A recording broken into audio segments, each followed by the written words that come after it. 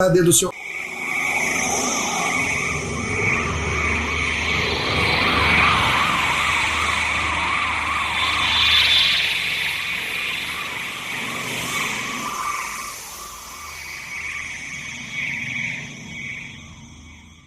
Olá, abduzidos e abdutores, eu sou o Madu e eu quero um filme brasileiro de ET com ET Bilu. Quem é ET Bilu? Ah, se você não quer ser ET Bilu, você tá muito errado. Ô, Eros, se você não conhece ET Bilu, busque conhecimento.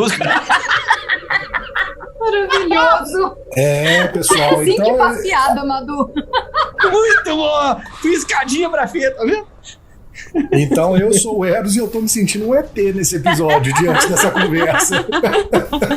E oi, pessoal, eu sou a Zizi e eu me dei conta que eu nem sabia disso, mas os ETs me acompanham muito desde criancinha. Gente, que medo, Zizi. Mas, eu era tão apaixonada com o ET que eu roubava, tipo, revista na banca. Eu roubava as coisas do ET. Eu tinha, tipo, 2 anos de idade, eu vi o ET, se eu vi uma foto ou um brinquedo, alguma coisa, eu simplesmente pegava e saía andando com aquilo, porque aquilo era meu, de tão apaixonada que eu era com o ET. Aliás, eu sou até hoje. Isso chama cleptomania, tá? Eu tinha 2 anos, Eros. Eu não entendi o conceito de compra. Ai, gente, eu sou a Fernanda. E se um ET chegasse hoje no Brasil e me pedisse, leve-me o seu líder, eu ia fingir que não entendi. Nossa, eu ia falar com prazer. É pra quê? Pra matar? Exato. Você veio armado? Você veio em paz? Se você estiver vindo em paz, eu não te levo, não. Mas se você não estiver vindo em paz, a gente leva. Muito bem. A gente tá aqui no 4º episódio especial sobre monstros, entre aspas, monstros aqui, né? Dessa vez, ô Conta Rega, bota a risada maléfica aí do Predador. Ó, nos episódios anteriores, a gente falou de vampiro, falou de zumbi, de bruxa, e hoje a gente vai falar de alienígenas. Ó, pra manter o padrão, a Fê tá aqui de novo com a gente. Você já tá acostumado, né? Ela é nossa 8ª passageira. E pra fazer a análise tropológica dos nossos amigos ou inimigos ETs, a gente separou alguns filmes que marcaram a temática, e tem um monte, e outros que a gente gosta. Fica aí e ouve que tá show. Ela devia ser a 5ª passageira, né? Mas tudo bem.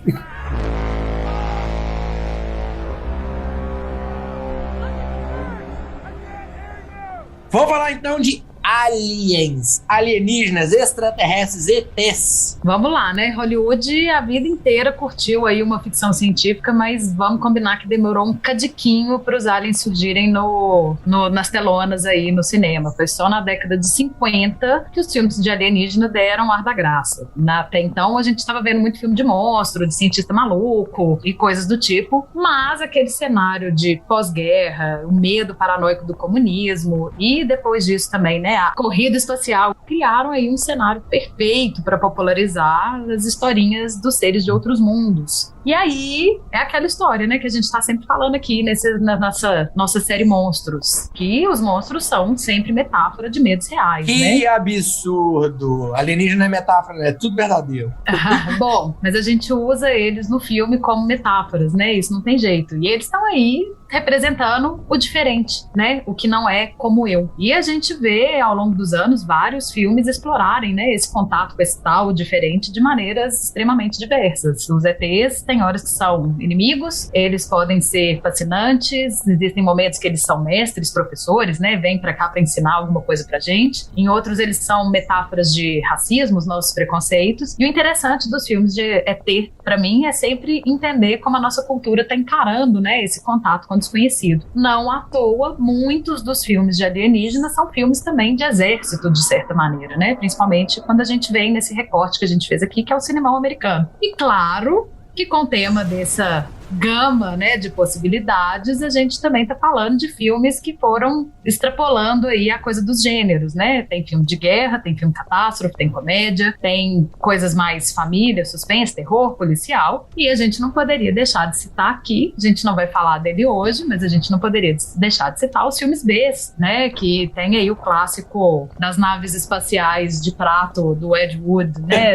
do clássico Plan 9 from Outer Space, e eu acredito que em outros também, né? Eu só vi o Plan 9. Mas, enfim, quando fala de invasão alienígena, a primeira imagem que vem na minha cabeça são os OVNIs de prato do Ed Wood. Na contramão, a gente também tem o cinemão hollywoodiano, que parece que às vezes faz filmes de extraterrestres só pra exibir aí efeitos especiais e falar do que é capaz, né? E acabam sendo um pouco mais vazios. Mas no final das contas, eu acho que o que a gente se diverte muito é de ficar imaginando como são essas criaturas, se elas realmente estão por aí, como é que seria o encontro com elas e tal. E que, por enquanto, só pra fazer um momento texto ensaiado, tá? Frase de efeito, por enquanto, tudo que a gente consegue é citar o Fox Mulder e falar que, né, especular aí que a verdade está lá fora. Introdução de outro mundo, Zizi. Introdução de outro mundo. Vamos falar aqui. Nós vamos trazer 6 filmes. Tem um monte de filme. A gente tava discutindo isso antes. Dos monstros que a gente teve mais dificuldade de selecionar até agora foram os de alienígena, porque tem muito, mas tem muito filme. Tem essa dificuldade, que pra mim a maior referência de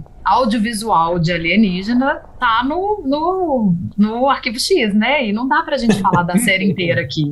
A gente teria que fazer um ano de podcast só de especial de Arquivo X. Eu animo, hein? Me chama aí.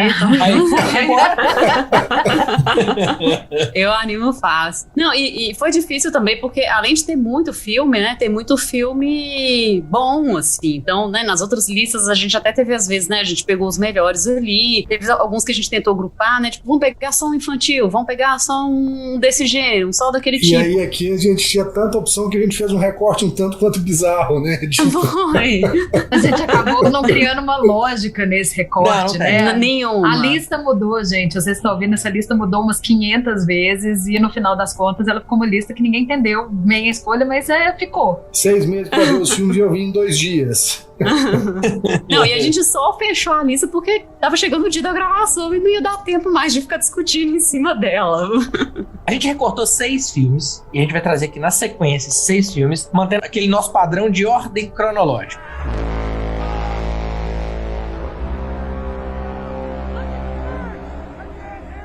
O primeiro filme, O Dia em que a Terra Parou, The Day That Earth Stood Still, de 1951. Aqui o filme dirigido por Robert Wise. Um disco voador chega em Washington, nos Estados Unidos, e um ser humanoide sai lá de dentro. E quando ele vai fazer um movimento, os soldados que já estão cercando a coisa toda entendem aquilo como uma ameaça e dispara contra o rapaz. Nisso sai um robô. Um robô. Alienígena, rapaz. Sai um ciborgue, um ser bizarro. Minha nave é vermelha, né? É um rapaz. Com a roupa estranha. E sai destruindo arma, destruindo tanque de guerra, várias coisas. E eles acabam levando o Klaatu, que é o humanoide, né, que chegou naquela nave espacial, para um hospital. E tudo que ele quer é falar com os governantes do mundo todo. Ele quer dar diretivas de paz e quer ajudar as pessoas, e ele não admite conversar nem com a ONU, porque ele entende que a ONU não representa todos os países, representa apenas uma pequena minoria. E a história vai desenvolvendo em cima disso, da relação dele convivendo entre humanos, com a criança, com uma mulher e tal, para entender melhor essas pessoas e tentar alcançar a missão dele de falar com todo mundo, inclusive fazendo terrorismo, cortando energia no mundo todo e tal, criando pânico na coisa toda para conseguir alcançar seus objetivos. Mas pela paz, o pânico, ameaças, Maquiavel, terror, destruição, pela paz. E no fim das contas, guerra só serve pra isso, né? Tipo, você entra em guerra, você mata pessoas pela paz. E aí você já puxou o primeiro trope aí, né, Eros? A questão de eles exigir conversar com todas as nações. Porque geralmente, né, nos filmes... Coisa pouca, né? Porque geralmente nesses filmes ou de catástrofe ou de ETs mesmo, de alguma coisa que tem um impacto aí mundial, né, por uma dificuldade até de, né, filmar cenas e trazer representantes de todos os países e lugares do mundo, geralmente eles escolhem alguns, né, países ali, uns 5 e tal, Independence Day tem um pouco mais, né, um outro tem um pouco menos. Rivals tinha 7 ou 9, não sei, 8, tipo... Eram 12. E aí? Nós vamos tirar uma porrinha pra ver quem vai ficar com o número, qual que vai ser? Era 15, pronto. E esse filme, né, apesar de ser de filme de 1950, olha só, 51, né, ele tem essa diferença aí, ele fala que ele quer falar com todos, e nem a ONU é o suficiente, porque a ONU não tem todos os países, né. Aí o americano, né, o militar americano que tá conversando com ele fala... não, mas os russos não vão aceitar. Ele fala assim, vocês ficam aí com essas briguinhas de vocês, isso é irrelevante pra gente, quero falar com todos e tal. Engraçado, né? Interessante aí um filme tão antigo de já ter essa abordagem que hoje em dia a gente parece que... Alienígena sem contexto. Ele chega já querendo botar pau na mesa, né? Assim. Mas ele chega em Washington, né? Mas enfim. Ele chega num lugar meio ruim, né? Assim, dele chegar, coitado. Cara, beleza, ele chega em Washington. Capital do mundo, gente. Capital do mundo. Se ele chega em Moscou, a merda que ia dar, tipo, os russos estavam metralhando os próprios russos durante a Segunda Guerra Mundial. Chega o alienígena, eles iam dar tiro em todo mundo antes de perguntar qualquer coisa.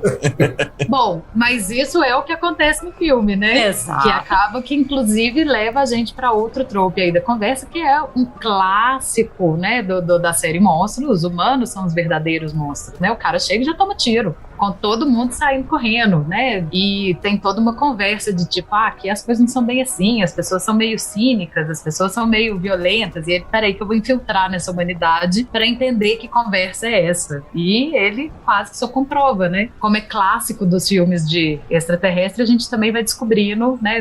Uma das coisas que eu reparei, né, assistindo esse recorte bizarro nosso, que sempre tem isso. Tem o ser humano lixo, tem o ser humano bonzinho, que acaba sendo a figura que convence eles a... É quem salva, né? Relativizar a invasão aí, né? Tem uma variante dessa aí, Zizi, que é lá no Rick and Morty, quando o planeta Terra vai para um concurso de planeta Terra, e aí quem convence é o Rick, né? E aí lá não é a boa pessoa que convence. É um bom episódio.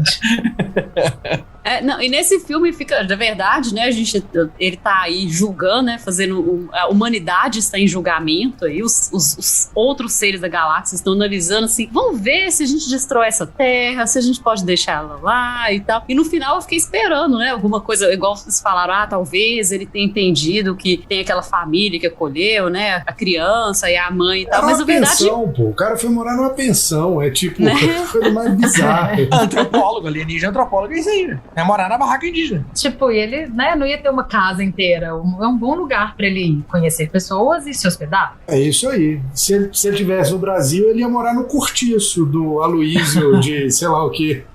Ouvi samba, né? Na década de 50 aí. Ó, vale só pontuar que a Fê falou aí que a humanidade em julgamento, né, tava rolando no filme, que isso é um trope. Vários filmes, né? E não tivemos a sentença até o final do filme, né, gente? Fica aí a dica aí. A gente teve só um aviso ameaça, né? Porque eu acho que a única coisa que me incomodou no filme, achei o filme super interessante, mas no final é tipo assim, o discurso pacifista do cara é uma ameaça, né? Então, é tipo assim... Bem Estados Unidos, né, Zizi? A gente é pacífico, mas naquele contexto daquela época, até né, a figura pacífica, ela só tinha a cultura do americanismo ali de ser ameaçador, né? De você faz o que eu quero, o que eu tô mandando, senão nós vamos explodir essa porra dessa terra. E o alienígena é interessante falar que ele se aparenta um ser humano, na verdade ele é um ser humano de roupa de borracha, depois ele tá de terno, né? Então ele tem todas as características de um humano. Ser humano fantasiado de motoqueiro dos anos 80, Exatamente. né? Quando ele chega. E ele fala inglês, né? Fluente.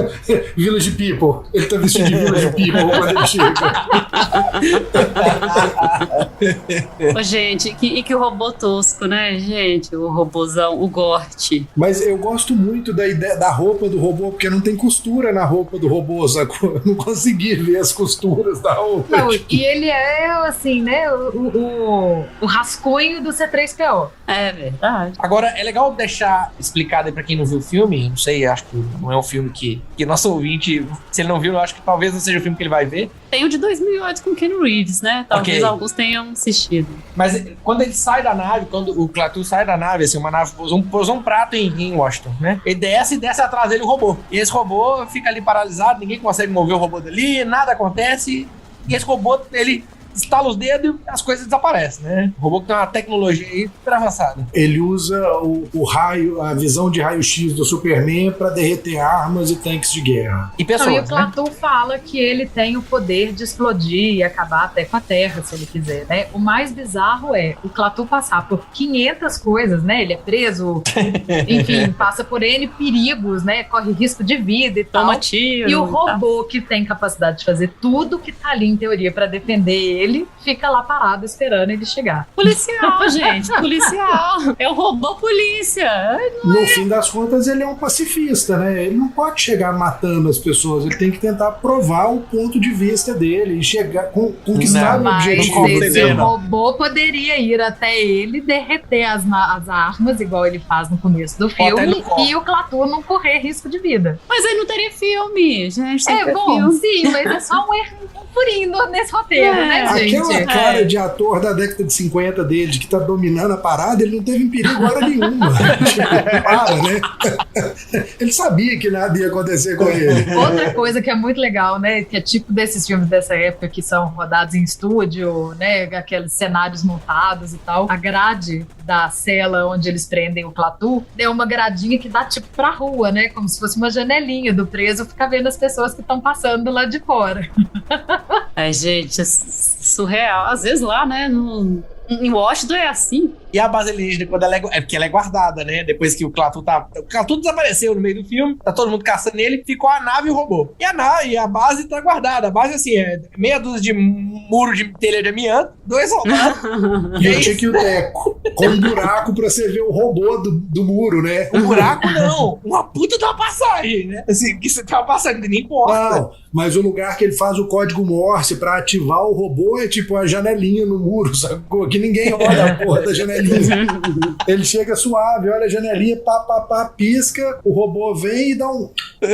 Gente, mas assim, é difícil a gente projetar, né, como seria nossa reação né, com uma invasão alienígena, assim, né, se a gente tentaria conversar e tal. Né, esse filme, inclusive, tem um trope, né, entre os vários aí, eu acho que se bobear é o que eu iria fazer também, que é quando a nave chega na Terra, as pessoas ficam loucas e saem correndo, gente. Até saber realmente o que tá acontecendo, eu também não iria chegar lá, olá, quem são vocês, né? O pessoal fica lá de Washington, que tava na praça, curtindo aí uns piqueniques ao ar livre, todo mundo sai correndo igual uns loucos. Aí chega o militar, os militares também não estão sabendo como, né, reagir, dá um tiro em pânico lá e tudo mais. E no final do filme também, quando a nave, né, liga de novo, quando tá no meio do momento com os cientistas, lá do congresso de cientistas no final do filme, os cientistas também ficam, você fala, não, cientistas, eles, né, vão ser mais racionais. Não, gente, também dá pânico igual, fica todo mundo louco, histérico, sai correndo. O bom é que quem conhece o cientista pica das galáxias é um menino da 4ª série, né? Tipo... o elo dele com o cientista que vai conseguir fazer viagem espacial é um menino da 4ª série. Não, e o cientista mais estereotipado, né? Cabelo de Einstein, um quadro com fórmulas matemáticas, Jaleco, né? Matemático de jaleco. Se esse filme tivesse sido feito depois da década de 60, eu acho que a relação do trope seria diferente, sacou? Porque ia ter um monte de gente esperando pra ser abduzido, ser levado. Tipo, me carrega daqui. Pra pegar até meio Independence Day tem isso, né? A galera com cartaz, tipo, me leva, tô esperando e tal, parará. Não, se fosse feito atualmente, a gente já tá, tipo, recebendo com graças, né? Tipo, isso, vem, explode. Afinal de contas, acho que a frase que eu mais escutei ao longo da pandemia foi: quando é que vai chegar a porra da invasão alienígena pra salvar a gente? Ou foi meteoro, né?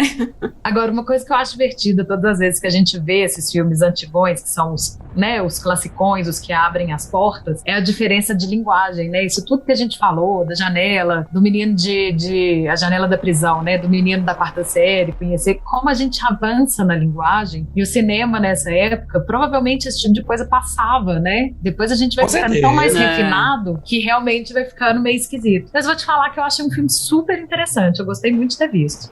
Gostei também. Sim. Levando em consideração que era um filme da década de 50, eu fiquei com muito medo do resultado e do saco que ia ter pra assistir aquilo. Foi ótimo. Foi um bom filme. Me divertiu durante os 45 minutos em 2x que eu assisti. Esse eu não assisti em 2x. Posso falar que esse eu não vi. Para, Madu. Esse você não assistiu em 2x? Você assiste todos em 2x? Ou assisti, não lembro. Não sei. Esse acontece muita coisa. Muda o cenário. Esse tem um ritmo mais estabelecido e até mais gostoso, cadenciado do que o Segredo do Abismo. Não, mas vamos guardar isso pra lá, gente. Vamos.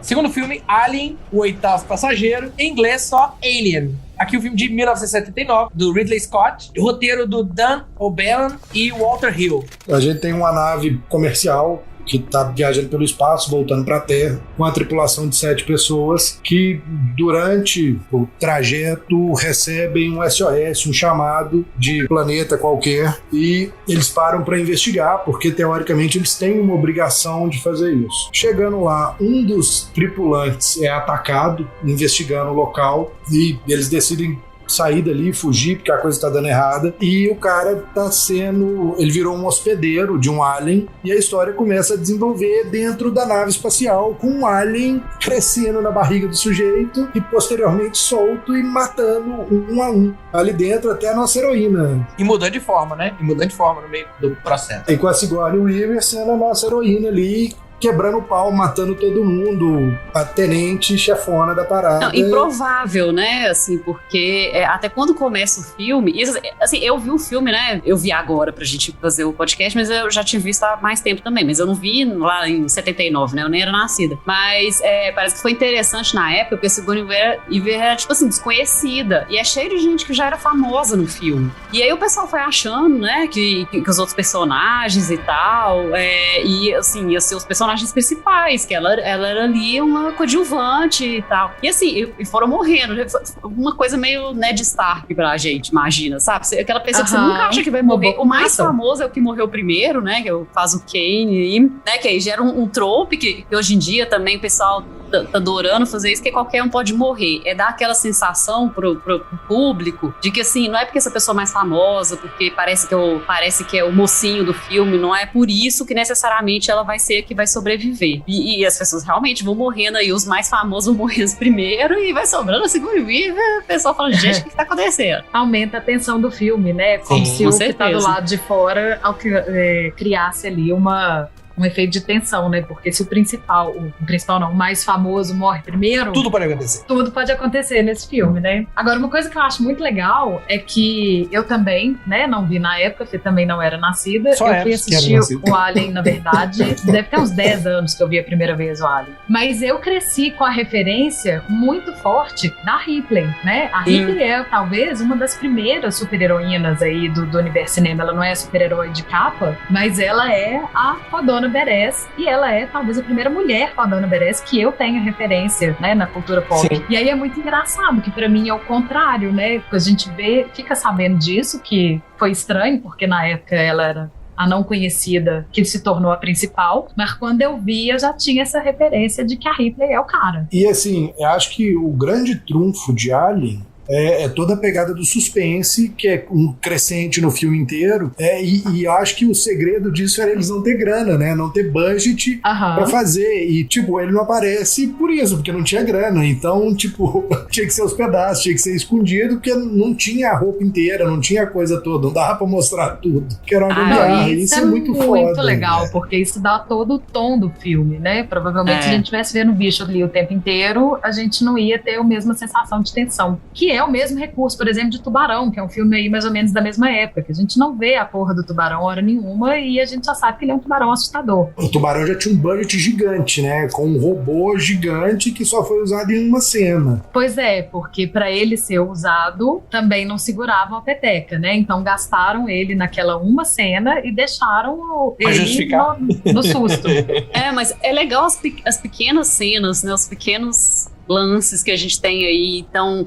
Né, a gente primeiro vê aquele planeta lá esquisito, né, que é o planeta que eles chegam, onde eles vão investigar o sinal, aí é um planeta que você não entende direito se aquilo, né, depois, né, a gente finge que não existe Prometheus, mas depois eles tentaram explicar em Prometheus de onde veio aquela nave esquisita. Eu, revendo o filme agora, eu realmente entendi Prometheus, sacou? Porque eu literalmente não lembrava de Alien quando eu vi Prometheus.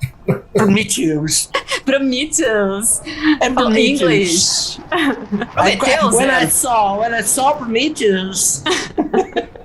Aí as coisas meio que se amarraram, sacou? Entre os filmes, o porquê a nave, o porquê os monstros estranhos e tipo... Mas continua sendo ruim, cá pra nós. Cara, Prometheus é o que é pior, né? Tem o outro também. Qual que é o outro? São dois. É a continuação, né? Eu nem vi o 2. Mas sabe que vendo Alien de novo me deu vontade de rever Prometheus, assim? É por isso, porque o Prometheus eu acho que é o segundo. Antes do Prometheus tem um outro, que é tipo, a criação do Alien efetivamente com eles no país. E o Prometheus é o que insere a nave espacial, dos bichos grandes e tal, que a nave chega na comunidade no fim do primeiro filme. Tem acho que um dos pontos mais legais do filme, que é um mérito que vira um ícone, é o próprio Xenomorfo. E é legal que ele tem 2 estágios estabelecidos ali, e os 2 viraram ícones. O primeiro estágio, que é o estágio gruda na tua cara, e ele injeta um tubo, né, em você, e aquilo ali, você vai respirar por aquilo ali até você descobrir que você tá grávido de um alienígena. Mas o ponto é que esse abraço facial que é estabelecido aí virou um trope. Ele, na verdade, ele deu origem a esse trope e é usado num monte. Virou ícone da cultura pop, né? O bicho que pula na cara, gruda, e ali ele vai fazer alguma coisa com você.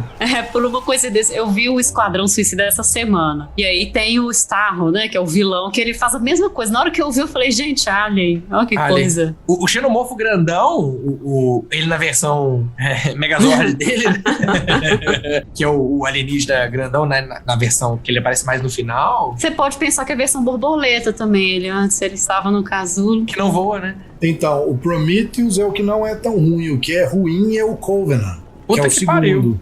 Então tô fudido. Nossa, eu achei o Prometheus ruim, imagina. Não, o Prometheus é menos ruim do que o Covenant. Nossa senhora. O Covenant é o que dá a introdução pro Alien, o 8º passageiro, na verdade. Chama Alien Covenant, inclusive, né? Sim. Agora, só pra falar pra vocês, indiferente de ter o monstro dentro daquela nave ou não, aquela nave é um filme de terror, né? Tipo, o mausoléu, dá medo de andar ali dentro. Tem que pariu. Ou tem um jogo, eu não tenho coragem de jogar, que é tipo isso, você fica na nave, né, e você tem que se esconder dentro dos... Você se esconde dentro de armário, debaixo de mesa e tal, e pro ET não te encontrar. Velho, eu já vi gente jogando, eu ficava nervosa com o vídeo dos outros jogando. Eu joguei Alien vs Predador antigão, sacou? E eu era o Predador andando na nave do Alien, escondendo e caçando as porra dos aliens rodando nas paredes. Cara, é tipo, você tomava susto a cada 30 segundos, agora parecia um filme de terror. Por fim, eu desisti de jogar aquilo e caralho, velho, eu não tenho coração pra isso, não.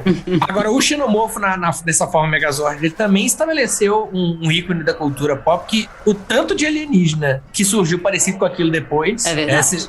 De filme, jogo, tanto de lugar que tem esse alienígena cabeçudo, né? Sim. Cabeçudo dentuço. Agora, me explica, por que ele tem 2 bocas? E por que ele tem dente na boca de fora se quem come realmente é a boca de dentro? Aquilo não faz o menor sentido pra mim. Pergunta pro designer de personagem, sei lá como é que chama isso lá. Fisionomia de... Eros, você é formado em... Biologia? Biologia extraterrestre? É formado? Eu não sou. Ele pode perguntar pra você e falar assim, por que você tem a porra de um apêndice? Você não usa esse negócio. É mesmo, às vezes tá num processo de adaptação, você não sabe? Não é? A boca de fora comia, a boca de dentro passou a comer. Entenda que a boca de fora é o siso alienígena, é isso aí, entendeu? É isso aí, exatamente. Fucking Christ, o siso exatamente. Alienígena. Tá bem. Ok, beleza. Voltando pro filme.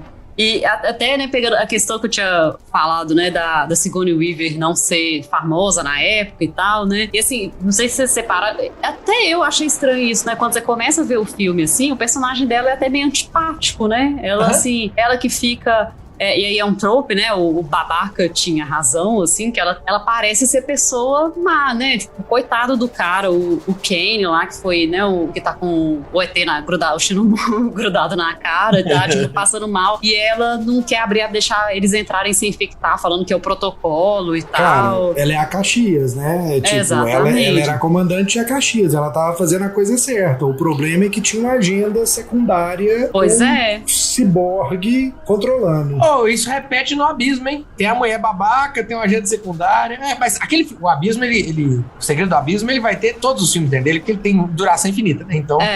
Não, ele pega todos os tropos e chama para si. Tanto que assim, na hora que a gente chegar nele, a gente vai falar, então, sabe esses tropos que a gente falou? Tem tudo aí. Estão todos aqui dentro. Barrificador joga muita água, é isso, né? Agora a gente vai falar do Segredo do Abismo. Todos os filmes assim estão aqui dentro e acabou o episódio. Esse negócio que você falou, o trope, Fê, dela começar escrotinha e depois você descobre que ela é a heroína, né? No fim das contas, é o tropo chamado Babaca Tinha Razão. Babaca tinha razão. Ela começa babaquinha, você fala, não compra dela, de repente, ela é a heroína. Ela que é a pessoa. Ela estava certa o tempo todo. Nada teria acontecido. Não teria filme, né? Seria muito sem graça. Eles voltariam pra Terra e acabou. Talvez tivesse drama de relacionamento, igual o Segredo do Abismo. E tem a revelação, The Reveal, que é um outro trope que acontece quando você tem ali o tan, tan, tan, de repente você mudou tudo, o prestígio. Né? O prestígio, exatamente. Então, aqui a Ripley vai descobrir, se você não viu esse filme, nós falamos de um filme de quanto? 79? 79. Esse você tem obrigação de assistir, porque é um puta filme. É um puta filme. Aqui acontece que ela vai descobrir que um dos caras, o cientista, né, o oficial de ciência da nave, na verdade, não é um ser humano, é um robô. E tá ali, ele tá indo caçar o alienígena, ele tá indo caçar o alien. A mudança de rota, eles terem acordado é proposital. Aí você descobre isso. Você descobre que ele tava. A missão da nave, na verdade, porque assim. São duas descobertas, né? É porque a primeira coisa que você descobre é que, assim, parece, né, eles, teoricamente, eles são uma nave mineradora, né, que, na verdade, que vai buscar um minério que estava sendo minerado Eles lá. fazem frete espacial. Exatamente, frete. E até me mostrado que eles são uma equipe, não é uma equipe, tipo, muito avançada, é uns trabalhadores braçal, estão querendo seus direitos trabalhistas, receber uma parte de... um Falcon Dark. Isso, tem isso. tem briga de direito trabalhista. Tem briga de direito trabalhista, exatamente. E aí, né, e teoricamente eles estão indo ali só buscar e eles são obrigados a atender esse chamado de socorro aí, que na verdade depois se descobre que não era um chamado de socorro, foi tudo um plano maquiavélico de governo, sei lá, de quem que é, da empresa, né, que tinha mandado que na verdade eles queriam realmente capturar um ET e trazer essa vida para a Terra. Então aí você fica tan, tan, tan. E aí depois você descobre, além de tudo, que quem tava, né, fazendo, né, manipulando eles para isso tudo era o robô. E é interessante porque seguindo ordens da Evil Corp, né? Vamos fazer uma metáfora pro dia de hoje. O governo dos Estados Unidos descobre que no México tem uma bomba nuclear. Quem que ela manda? O Uber buscar, entendeu? Não, vai lá, pede o fretista pra ir lá buscar. Porque, né? Caramba, por que não mandou um esquadrão especial, né? Pra buscar. O que é equipe de frete? Se parar pra pensar, não faz sentido nenhum, né? É porque eles são descartáveis, né? E eles mandaram quem não expendables. Quem não é? Eles não são expendables, esse é o ponto. Se ele fosse expendables, eles tinham que estourar na porra do planeta inteiro, Tinha né? trazido alienígena dentro de um tubo. E a Ripley conseguiu matar o alienígena, pô. Não, o alienígena tinha virado do time deles, tinha ficado amigo deles e tava junto com eles contra o governo. Ia virar um time contra o governo. Eles iam sair pra caçar o predador depois dali. Não dá pra gente finalizar esse filme, esse comentário do filme aqui, sem falar da calcinha da Ripley. Eros, comenta pra gente aí o teu comentário. Qual que é a tua percepção da calcinha da Ripley? Ai, cara, de frente eu fiquei assim, sexy. Na hora que ela vira de trás, que merda. Tipo, a calcinha é muito feia, velho. E olha que eu até curto umas calcinhas meio anos 60, assim, tipo, meio triangular, baixinha, mas a calcinha é muito estranha. É um cofrinho, né? Cofre é foda, velho. Cofre aparecendo não dá. Tem um troco pra isso, Madu? Vamos deve ter, a gente não descobriu. Mas valia a pena comentar. Não, not really, mas... A gente vê isso acontecendo de novo. Se tirar o fato de ser bizarro, a gente vê isso acontecendo de novo assim, ó. Tema espacial, nada a ver, de repente, pá, calcinha. Sabe onde? Gravidade. Sandra Bullock. Ah, verdade. Acontece ali, deve ser uma referência, tá? Verdade. Provavelmente, é a nudez gratuita, é a semi-nudez gratuita, inclusive, né? Tipo... Você fala, não vai ter, se tem um lugar que não tem nudez, não faz sentido. Né? Já chega a Princesa Leia, né? Não tem nudez aqui. Aí, pá! Calcinha. Você fala, e uma coisa pouco higiênica, né? Tipo, ela troca uma roupa suja por uma... Tipo, tira a roupa pra vestir uma roupa limpa, sem banho. Pessoa porca, fica com a roupa suja de uma vez. Tipo, pra quê? Não, e tem tipo um alien querendo te matar e você é hora mesmo de se trocar de roupa, sabe? Mas lógico que ali ela já tava naquele momento, cheguei em casa e relaxei, né? Deixei o alien pra trás, ele tá na outra nave. E o filho da puta tava na bunkerbed. Ela tá trocando sem saber que o alien tá escondido dentro da nave dela. Ela tá vendo e ela tá colocando a roupa com medo. Não, ela tira a roupa sem saber que o alien está ali dentro. Ela acabou de fugir na espaçonave pequenininha. Não, tem toda razão, porque na hora de... Não é trocar, ela tá tirando a roupa. Ela tá tirando a roupa. Ok, gratuito. E aí ela pega e mas a roupa dela rasgou, não era? Tá suja, né? Fedidinha. Imagina, devia estar cheirando óleo diesel depois de mexer com aquele lança-chamas e gasolina. Gente, mas americano é porco mesmo, gente. Tudo quanto é filme americano, o pessoal deita na cama de tênis, quase me dá uma aflição aquilo. Enfim, filme. Beijo, americanos que estão ouvindo a gente.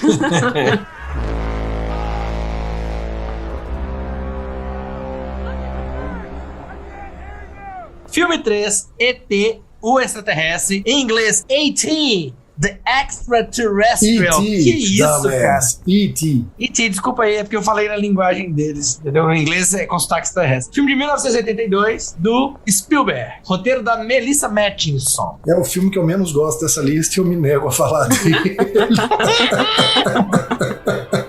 Tudo bem. Um garoto faz uma amizade com um ser de outro planeta que ficou sozinho na Terra. Aliás, parabéns pra família, né? Deixa aí o ET sozinho lá, perdido no meio da Terra, tadinho. E aí o menino, né, esse garoto, protege ele de todas as formas. Tem os irmãos dele, que são criancinhas também. Todos fazem amizade com o ET e tenta evitar que ele seja capturado e transformado em cobaia. E vai surgindo entre os dois uma forte amizade. E é fofo, e a gente chora, a gente acha que o ET morreu, mas o ET não morreu. Fale por você, cara pálida. Eu tenho uma teoria de que ET, como se fosse a primeira vez, e MIB passam no mesmo universo. Como é que é o nome dela lá? A Drew Barrymore. Tava lá, ela teve contato com o ET, MIB apagou a memória dela e aí a retrato dela é contada como se fosse a primeira vez. Mas ela nem aparece em MIB. Não, mas eu entendi, Madu. É muito ruim, mas eu entendi. Você não entendeu? Eu também não entendi. Apagaram a memória dela com a tecnologia. Ela não aparece, mas só apagaram a memória dela. Entendeu? Entendi. Por isso que ela não tem memória lá como se fosse a primeira vez. Mas não apagaram a memória dela no filme. Deu errado. Ela tem problema de memória recente. Ela tem as memórias isso que Deu antigas. errado, igual é essa isso que eu te piada, contar. né? Ele quis dizer que é tudo no mesmo universo, não que todo mundo aparece no mesmo filme. Tem que explicar demais pra ela, Deus do céu. Ai, gente, ia ter, né, um filme aí cheio de tropes, né, também como o bom filme do Spielberg, bem, né, lançou modas aí, como, por exemplo, aquela famosa silhueta na lua cheia, né, que é o Elliot passando de bicicleta com o ET e com só a silhueta dele com a lua de fundo, que inclusive foi imitado e copiado a exaustão, né. Pra não dizer que eu não gosto de nada de ET, eu gosto dessa cena. Mas eu vou te contar, se você não gostasse dessa cena, gente, quem não quer voar de bicicleta com o ET e passar na frente da lua cheia? Eu não quero voar de bicicleta com ET. De boa. Gente, que falta de fantasia na vida de vocês. Eros, falta sangue nesse corpo aí. Inclusive assistindo Stranger Things, aquela cena que ela tá na bicicleta, que é Eleven ou ET, né? É uma homenagem total, né? Ela tá na bicicleta, só que em vez dela voar, ela faz o carro voar por cima dela, né? Que a brincadeira tá ali, né? Mas é homenagem total. Mas Stranger Things é aquilo, né? É uma homenagem a tudo dos anos 80. Você consegue achar todos os filmes que você imaginar e tem uma referencinha, né? É a própria bicicleta, né, crianças andando de bicicleta. O ET vestido de mulher e a Eleven com a peruquinha e a roupa. Sim, total. O lugar que ela é encontrada no começo, que é aquela casinha na parte de trás, tem uma cena bem igualzinha. É verdade. É tudo muito semelhante. Agora, tem um trope aí que eu achei muito divertido o nome. Aliás, quando eu tava estudando, né, pra fazer a pauta, eu me diverti com a quantidade de tropes diferentes do que a gente já falou, que tem em ET, e uns com os nomes muito divertidos, tipo Batman no meu porão.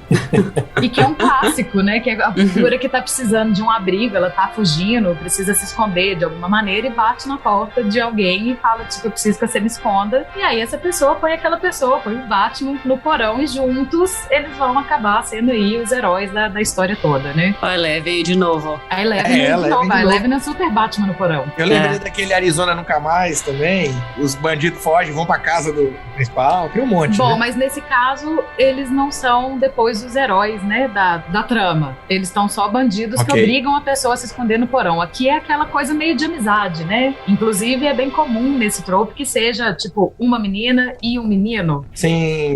Porque no filme dos anos 80, né, gente, a gente não tinha casaizinhos com uma diversidade mais ampla. Era sempre muito bem heteronormativo. Então era sempre uma menina e um menino batendo na portinha, rolava um romancinho, um esconde o outro e rola todo um romance e heroísmo. Tem 2 filmes de ET que tem isso invertido, né? Que é, na verdade, os personagens que se escondem no porão. Eu lembrei de Guerra dos Mundos, que eu vi tem pouco tempo, né? Tem sinais, sinais eu não tinha lembrado. Eu tava lembrando de Guerra dos Mundos, tava lembrando de Cloverfield, Rua Cloverfield, um dos Cloverfield, acho que é Rua Cloverfield. Sim. Que é no porão também. Sim. Então temos muitos, o contrário, né? Os ETs invadem a Terra e os humanos acabam se escondendo no porão. Ah, legal. Bom, Um outro trope que eu achei muito divertido o nome que tem no ET é o Morte da Disney. Porque, gente, né, morte da Disney é muito falsa, igual a morte do ET. Exatamente essa ideia, tipo, diz que morreu, mas no final das contas não é bem assim. Cai uma lágrima, dá um beijo, né, e pronto. Faz uma ressuscitação. A gente tava falando antes que no Abismo tem tudo, tem isso também. Tem. A mulher morre, deve dar umas porradas nela e ela volta, né? É verdade. Que isso, ela foi ressuscitada com tapa na cara.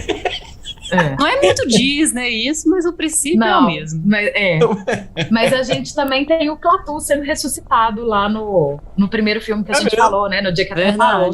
Todos eles, em algum momento aqui, tem uma volta. Mas o ET, ele meio que não morreu, né? Ele só parecia que ia e não ia. E é muito Disney a maneira como a gente descobre que o ET não morreu, que são florzinhas que estavam mortas, de repente voltando a ficar, né, bonitinhas. Vocês já viram que na trilogia do Star Wars, a trilogia que a gente considera que não é Star Wars, tem o ET como easter egg? Tem ele no Senado, né? No Senado, das naves é cheio desse ETzinho. É mesmo. Eu tinha tá vendo? Tá tudo conectado. Disso. Você nunca soube, Eros, que como se fosse a primeira vez, tá conectado com Star Wars, inclusive. Não, eu não sabia. O Madu Madu tá forçando a barra dos 6 graus de separação dos filmes, né? E Star Wars já falou, tem ET, né, gente? Olha, a gente não falou de Alien Star Wars. Mas o que é ET? Mas a gente proibiu o Madu de falar de Star Wars nesse momento. Mas ele não consegue, ele dá um jeitinho. Tem aquela coisa de sempre com você na hora que o ET tá indo embora, né? De tipo, eu estarei bem aqui. Tipo, ficou lindo. Indicando que eu vou morar dentro do seu coração, que eu sempre vou estar com você em espírito. Olha que fofo. É o trope de Jesus, né? A gente pode falar assim, tipo, se não gosta do filme, não debocha? Não, é bonitinha a fala. É bem bonitinha. E quem nunca usou um clichêzinho desse aí pra terminar o namoro? Não, meu Deus. Ai, que horror! Que canastrice, ET que da medo vida real. disso. Eu não usei. Tá. Bom, tem um que eu vou confessar pra vocês, gente, eu não sabia. O trope é um trope que a gente já falou aqui, que é o tá tudo lá no manual. O tudo lá no manual é o seguinte, não tá no livro, não tá no filme, mas depois, em algum momento, vazou aí uma história explicando o que estava acontecendo. E aí eu descobri, que eu nunca soube disso, que a história de fundo do ET, né, do personagem ali, que ele é um membro aí de uma hive mind de baixo grau, e que ele é sempre, essencialmente, tipo um drone senciente. Em alguns aspectos, somente é muito simples, infantil, e outro muito sofisticada. Quando ele é separado, né, dessa mente coletiva, né, o corpo dele, que não está equipado para lidar com o isolamento, né, não tá preparado ali pra ficar sozinho, sem a galera dele, começa a se desintegrar, e por isso o ET vai ficando, né, vai começando a morrer, vai começando a passar mal, e isso é acelerado pela alta gravidade da Terra. E aí, quando ele cria esse vínculo com o Elliot, ele consegue reverter esse processo e ganhar um tempo aí, mas ele também acaba sendo meio que um parasita do Elliot, por isso que o Elliot também começa a passar mal, e aí quando a nave volta e chega ao alcance do ET, ele se recupera automaticamente, por isso a morte da Disney, e aí ele se conecta com a rede que vai buscar ele. Agora eu vou te contar uma coisa, tô chocada. Né? Eu também fiquei, porque assim, não tem nada disso no filme. Eu não queria saber disso. Absolutamente nada. E se você pensar que a gravidade é forte pra ele, que tá falando que a gravidade é pesada, né? Ele ainda voou com a bicicleta. O cara, imagina se não tivesse a gravidade no planeta dele, ele voava assim. Ainda bem que o Elliot é o incrível Hulk, né? Porque senão o Elliot ia ter virado uma azeitona. Puxa, a uva passa. Fudido. Mas, cara, vai ver o problema da gravidade, é por isso que ele é baixinho, com as perninhas curtas. Na verdade, a gravidade da Terra achatou ele era alto, sacou? Ele é o Chewbacca, né? Ele tinha 2,30 m e no filme ele só tem 70 centímetros. Ô, gente, eu prefiro como eu me explicava quando eu era criança. Magia. Não sabe, gente. Ali é um ser de drone, não sei o que lá. Não, gente, magia. Esse tipo de filme não cabe explicação. Ele tem que ficar na magia. Tem que ficar na magia, gente. É igual colocar o amor interestelar errado, porque você tá falando ciência, de repente você mete amor, que o contrário, você tá amor, você quer colocar ciência, gente, fica confuso. Né? Não. Vira Lost. Que só a Zizi gosta. Eu gosto mesmo.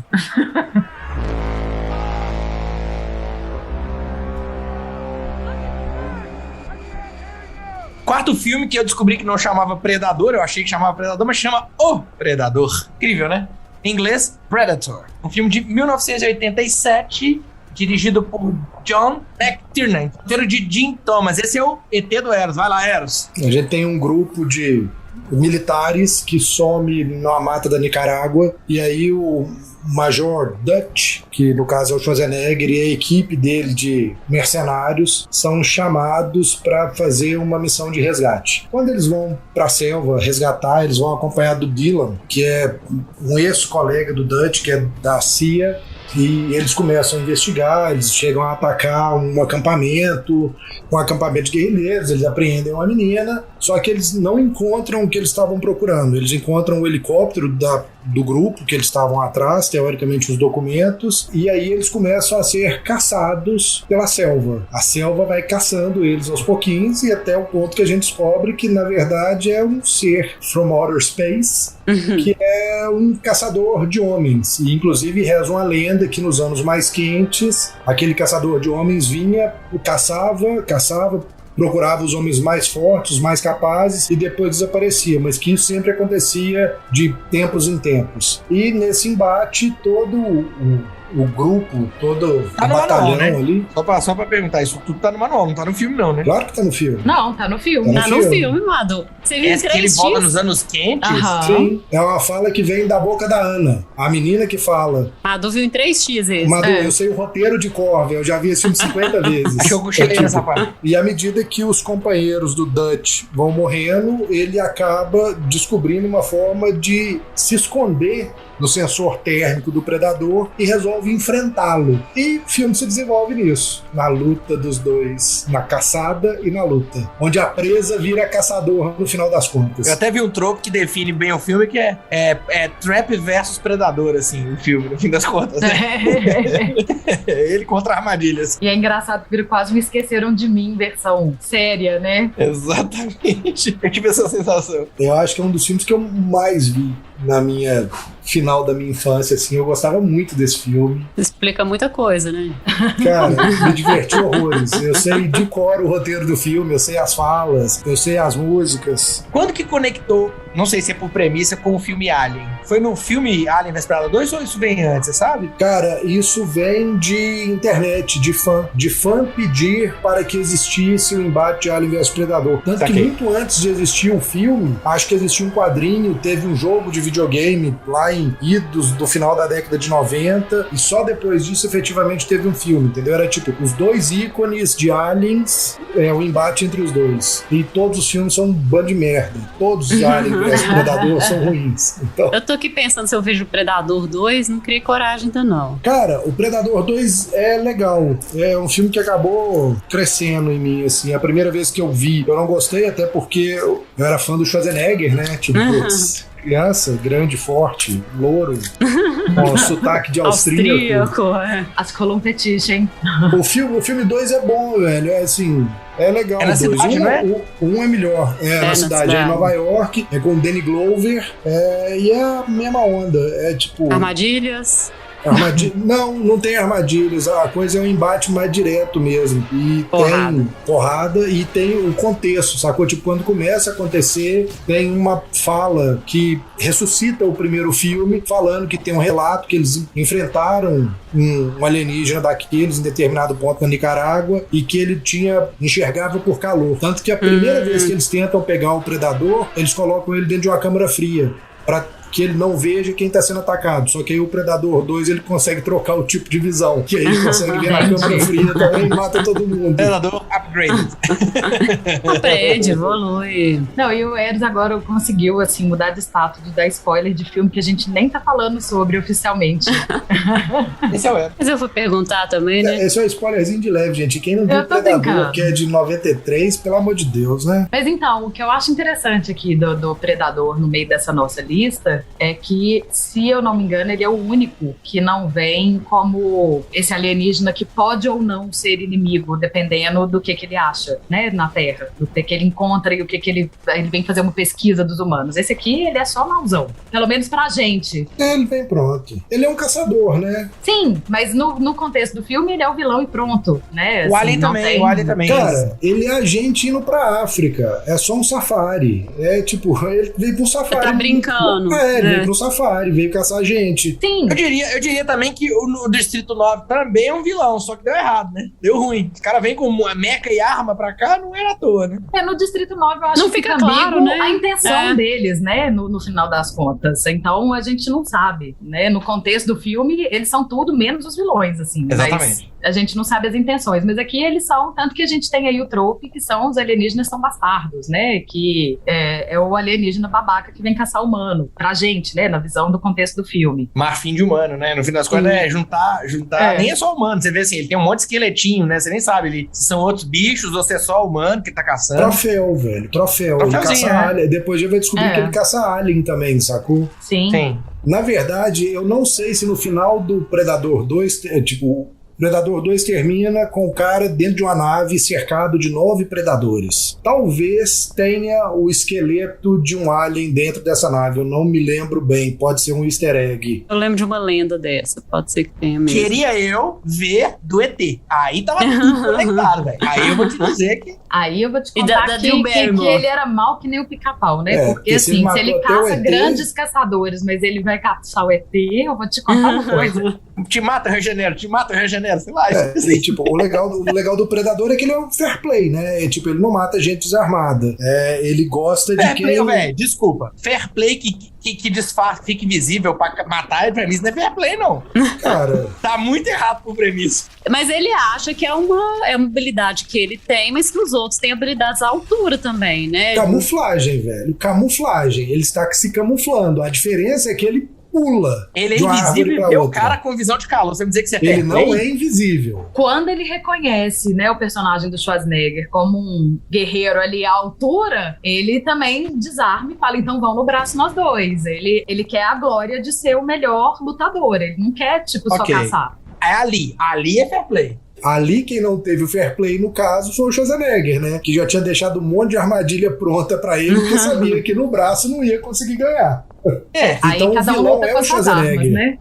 Cada um brinca com o que tem, né? Não, e é até engraçado, né? Porque assim, o filme desbanca pra essa luta dos dois, mas ele começa com uma coisa assim, uma coisa mais Guerra Fria, até papo comunista, né? Ele começa uma coisa assim, na selva, investigando, aí você acha que vai ser um filme militar. A gente não, né? Porque a gente já viu, já sabendo muita coisa, mas assim, né? Eu até estranhei, quando começou, eu falei, gente, não sabia que era um filme de militar. Lembra Rambo, né? Parece que é o Rambo do Schwarzenegger. Exatamente. Rambo, vai acontecer. Aí você tá lá, assim, achando que é trem de guerrilha e tudo mais, aí de repente vira... Aí tem umas horas que é meio comédia também, que você fala, gente, tava um negócio todo misterioso, de repente fica meio engraçadão, e no final vira tipo ação. Típico dos anos 80. Esse é o tropo chamado mudança de gênero. Começa com um filme de ação militar, com pegada de humor, Predador aparece, acaba com o humor e acaba com o militar. Vira um filme um pouco de terror ali no meio termo. Vocês sabem que a primeira opção pra ser o Predador era o Van Damme, né? Sim. O Van Damme que seria o Predador, e a fantasia era uma coisa meio laranja. E aí seria um filme de comédia. Puta que pariu. Não intencionalmente, né? Ele parecia uma formiga gigante, sacou? Era muito bizarro. Nossa, velho. Os anos 80, né, gente? Agora, o que eu acho divertido aqui é a gente pensar, né, quando a gente falou lá na abertura, de que os filmes de alienígenas surgem em Hollywood nesse contexto de Guerra Fria, e a gente tá aqui em plenos anos 80 e eles ainda têm, de certa forma, esse contexto, né? O próximo filme que a gente vai falar, que é O Segredo do Abismo, também traz essa mesma ideia. Tipo, os militares estão indo, né, estão indo com tudo pra cima dos alienígenas, achando que são russos, que aquilo é uma tecnologia russa. Então, ainda é o motivador dessas histórias até bem mais tarde. Como essa ideia durou aí, né, na história dos filmes. A gente tá falando da tecnologia do Predador. Tem 2 tropes de tecnologia dele, que o primeiro é alienígena fala inglês. Ele grava a fala e reproduz a fala humana o tempo inteiro. Só que ele parece compreender o que tá acontecendo, porque assim, ou pelo menos adivinha intuitivamente, porque ele reproduz a fala certa na hora certa. A risadinha no final, né? Aquela risada.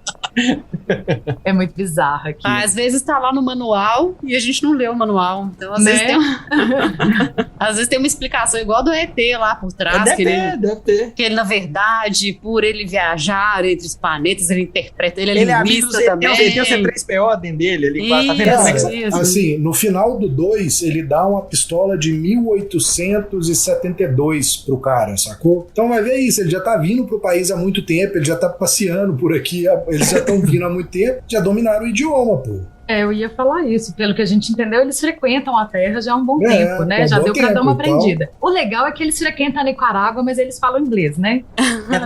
Fala inglês e assim, mataram o professor, porque como é que você aprende caçando alguém? Né? Você aprende...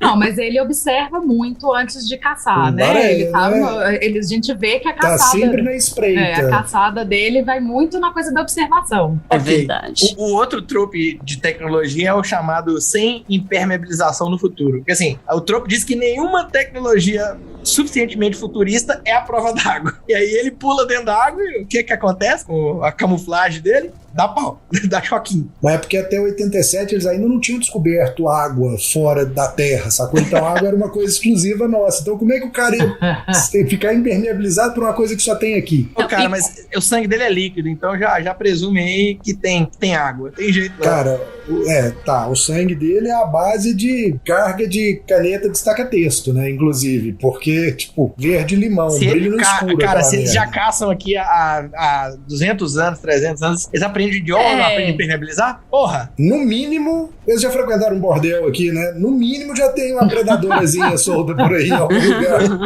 Já sabe falar língua, mas não sabe que existe água? Como assim, gente? Porra! Os aliens já deixaram um predador grávido? Deixam, no Alien vs Predador. Eu não lembro. Eu acho que eu já até assisti. Sério? O Alien vs Predador. Sim, não, tá. Acho que tem isso, sim. Tem um alien com trancinha. É o alien... É uma versão xenomorfa com trancinha. É bizarro. E ninguém nunca pensou de fazer um filme desse ser híbrido atacando a Terra? Vai, deve ter Alien vs Predador vezes 2. Mas eu acho que ele é na Terra. É porque é na Terra. É na Terra. Não, tá, mas eu tô falando desse ser híbrido aí, né? Tipo, se você somar os dois ETs mais mauzão da história do cinema e fazer um vilãozão power. Acho que é o último Alien vs Predador, na verdade, né? Que, tipo, inclusive o Predador que tá na Terra pra defender os terráqueos do Predador híbrido que veio, que mata tudo e todos, sacou? Nossa senhora, é um Predador de 3,50 m. O troço vai degringolando, que é uma beleza. O filme é todo escuro, é difícil de enxergar o que tá acontecendo. Sabe aquele filme muito escuro, que é difícil de entender o que tá rolando? Aham. Uhum. Nossa, é horrível. Que beleza. Sei, Game of Thrones. Aquela cena de batalha do Game of Thrones. É isso.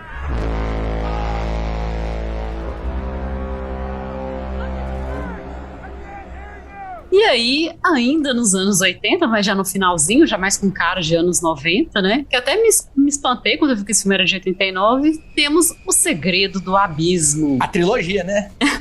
A trilogia, todos os filmes em um só. E é um filme aí com direção e roteiro do James Cameron, que ele só fez esse filme porque ele queria mergulhar fundo no oceano, aí ele quis ter uma desculpa pra fazer isso. É tipo preparação pro Titanic, né?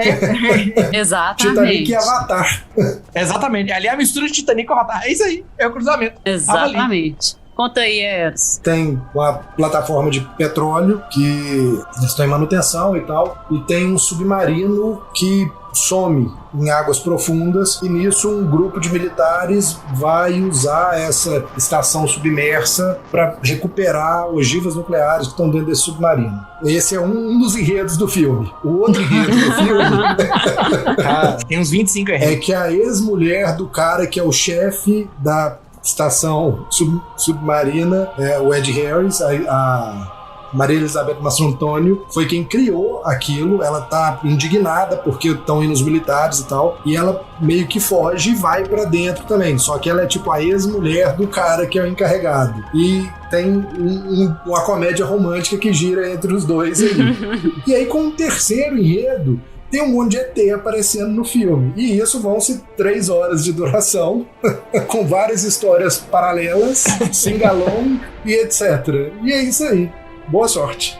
Só não tem um musical, o resto tá tudo lá. É isso aí, tem de tudo. Olha, eu vou te contar que eu acho ele um filme típico do James Cameron. Ele tem os mesmos problemas que eu acho que todos os filmes do James Cameron têm, e ele tem as mesmas virtudes que eu acho que todos os filmes do James Cameron têm. Agora, o primeiro problema do James Cameron é ser megalomaníaco, né? Então é isso, o cara tenta fazer 3 filmes num só, inserir um tanto de trama e subtrama, e isso acaba sendo um desfavor ao filme. Não, torturou os atores, né? Todos os atores odeiam, ele não pode nem ver a cara dele, porque ele fez todo mundo atuar debaixo d'água, água num tanque, uma coisa maluca. E a cena que a personagem, né, a esposa, a ex-mulher aí quase morre e tal. Ela teve que colocar coisa no olho pra parecer que o olho dela tava preto. O bom é que ela tá morrendo de hipotermia e afogamento. E o que salva ela é um monte de tapa na cara, né? Então aquilo faz o menor sentido.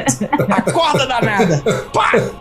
Agora, em contrapartida, hoje em dia não são efeitos que são encantadores, mas eu me lembro muito de assistir ele na época. Eu era criança e uma criança quase adolescente já, mas criança na época, e eu lembro de ficar maravilhada, né, com aquele universo. E aquela cena da a água, minhoca de água? A minhoca de água, aquilo é muito legal, né? Aquilo é o James Cameron no seu melhor. E aquela minhoca de água foi, tipo, estágio pra fazer o metal líquido em Exterminador do Futuro 2, né? Porque tem uma cena muito parecida do metal líquido vindo e indo e tal. Sim. E mas é realmente a mesma tecnologia. Ele realmente fez isso. Ele desenvolveu aquilo e depois ele utilizou. É dele, né? É a mesma coisa o mergulhador lá, tudo que ele usou no conectado, Titanic.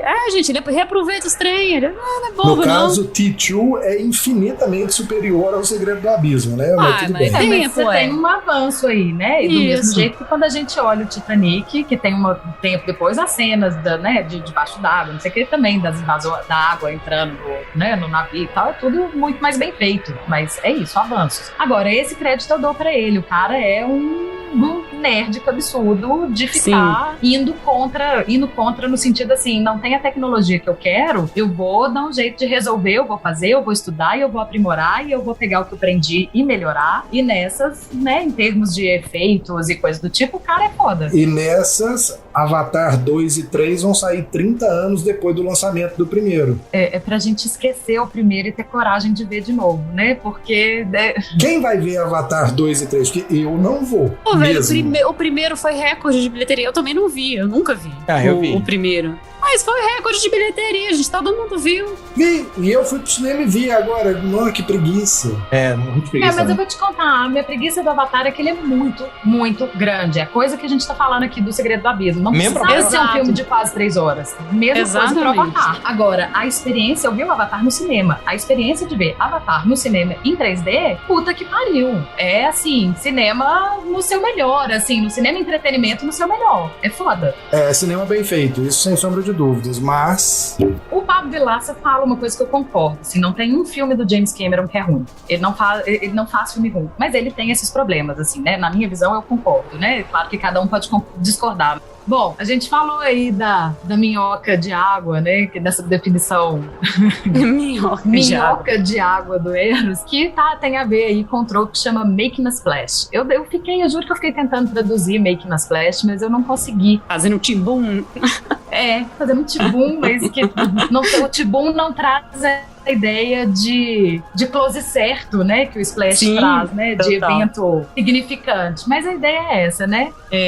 A ideia é que os alienígenas do filme têm a capacidade de controlar a água, né? Então eles conseguem até produzir aí o tsunami e a famigerada agora, apelidada minhoca de água, né? E eles fazem, assim, toda uma aparição, né? Um evento, assim, esses momentos em que eles manipulam a água. Na verdade, eles não só manipulam, como que é dito no filme, que a tecnologia deles é embasada na manipulação dessa água. Então, em todos os níveis, dá ponto de conseguir fazer tsunamis no mundo inteiro. É um negócio meio não explicado. E a gente tem nesse filme também, né, assim, uma coisa até meio típica de filme de terror ou de ficção científica, que é o trope da verdade de Cassandra. Cassandra, né, aquela história da mitologia, que ela foi amaldiçoada de saber o futuro, mas ninguém acreditar nela. Ela consegue ter profecias, mas ninguém acreditar nela. E nesse filme, né, a Lindsay, a famigerada ex-mulher aí do Ed Harris, e que ela fica tentando o tempo todo convencer a equipe de que tem algo não humano ali, que tá estranho e tal, mas aí, assim, ninguém acredita nela, até que a minhoca de água gigante aparece, e aí todos acreditam. Ela é a primeira a ter vamos fazer brincadeira, né, com os filmes. Ela é a primeira a ter um contato imediato de 3º grau ali com desses seres e ninguém acredita nela, né? O famoso eu falei, né? Eu disse, viu? Eu te disse. Eu avisei. Agora tem um trope que é chamado de dano monumental, só que aqui é um trope subvertido. A ideia do dano monumental é bem aquele filme 2012, esses filmes de fim do mundo, onde Independence Day mostra casa branca com raio, né? Pá, quebrando tudo. Aqui, diz, eu não sei, não vi, tá? Tem uma edição especial. Será que essa edição especial tem umas 4 horas de duração? Na edição especial, a gente vê ondas gigantes que vão ali varrer a Golden Gate, a Estátua da Liberdade. Só que aí elas param. No filme, na versão que eu assisti, não tinha isso, não. Só mostra assim, tem umas ondas gigantes, sim, mas assim, mas a ondinha para, não chega próximo, não tem isso. Mas é essa a ideia, né? Eles fazem a onda lá do tsunami, ameaçam à medida que eles vão conversando com Ed Harris lá embaixo d'água, lá embaixo do oceano, no abismo, no tal do abismo, eles congelam essa onda que tá ali prestes a atacar a humanidade. Aí eles recuam porque eles mudam de opinião. Que nos leva a um outro trope, né? Que é um que a gente já conversou dele aqui ao longo do episódio, que é a humanidade em julgamento, que é isso. Eles estão ali conversando com o personagem de Ed Harris, resolvendo se eles vão atacar ou não a Terra. E eles acabam sendo convencidos a não atacar porque, né, no final das contas, como um bom filme de James Cameron, só o amor constrói. E a falta de amor destrói. Eles e Spielberg sempre bonzinhos, né? Não tem como um filme deles terminar ruim. Dá um jeito de pôr uma coisa fofa ali no final. Para, Exterminador do Futuro 2 tem um final meio bittersweet, né? Tipo, o Exterminador é bonzinho e tal, mas morre no final. Suicida ainda por cima. Mas ele não é ele não tem vida. O dia que morre congelado, tudo podia ter subido na porta. É verdade. Matou ele gratuitamente. Convenceram a gente, tipo, negar a ciência deu ruim, né? É isso que dá negar a ciência, gente. Tem razão.